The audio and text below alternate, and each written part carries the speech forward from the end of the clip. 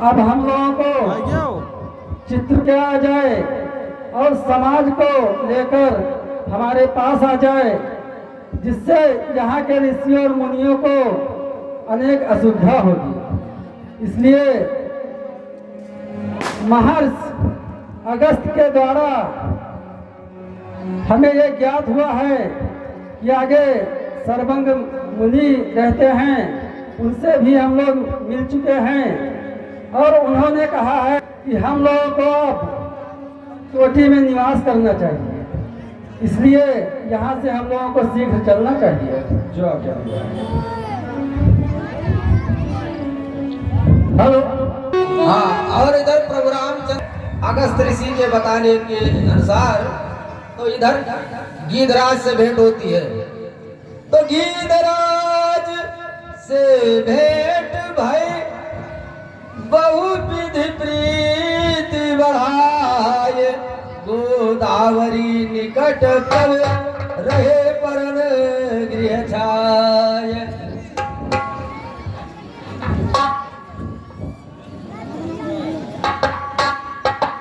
ये कौन है और क्या है?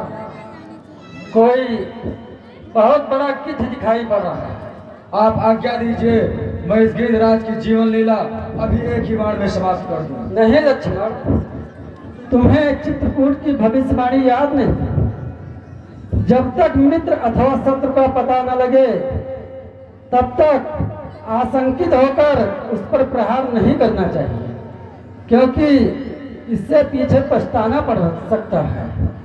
हम चलकर इनका परिचय जानेंगे, उसके बाद जो कुछ हमें महसूस होगा वही कार्य किया जाएगा। जो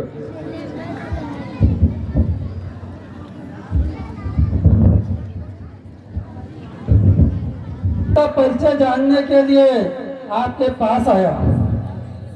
आप कौन हैं? किस उत्तम कुल में आपने जन्म पाया है?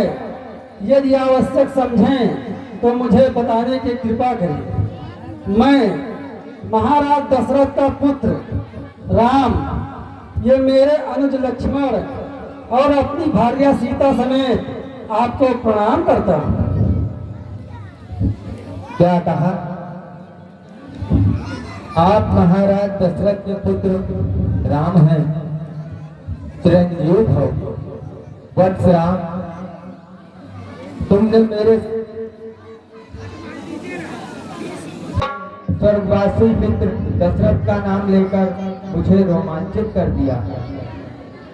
महापराक्रमी महाराज दशरथ से मेरी मित्रता देवासुर संग्राम में हुई थी, जब उन्होंने चंद्रासुर का संहार किया था। उस दिन उन्होंने मुझे गले लगाकर कहा था कि जटायु, तुम मुझे प्राणों से प्यारे हो, तुम उनके पुत्र हो, यानी मेरे भी पुत्र हो। रघुनंदन महर्षि कश्यप के 2 पुत्र हुए थे, गरुण और अरुण।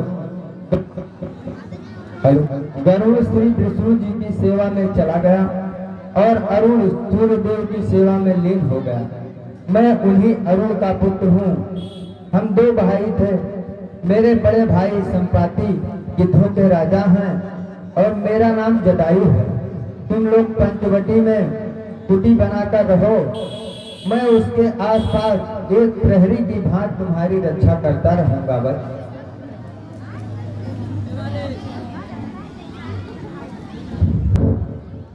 आज कितना भाग्यशाली दिन है। इन पक्षीराज से भेंट होकर मुझे ऐसा लग रहा है कि मैं अपने पिताश्री से मिला हूँ। आज से मैं अपने आप को सनाथ और सुरक्षित महसूस कर रहा हूँ।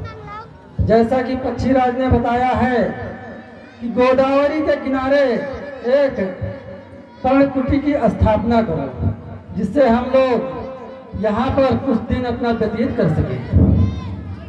हाँ, उधर नदी के किनारे वह स्थान सबसे उत्तम रहेगा, वहाँ पर रहो। धन्यवाद।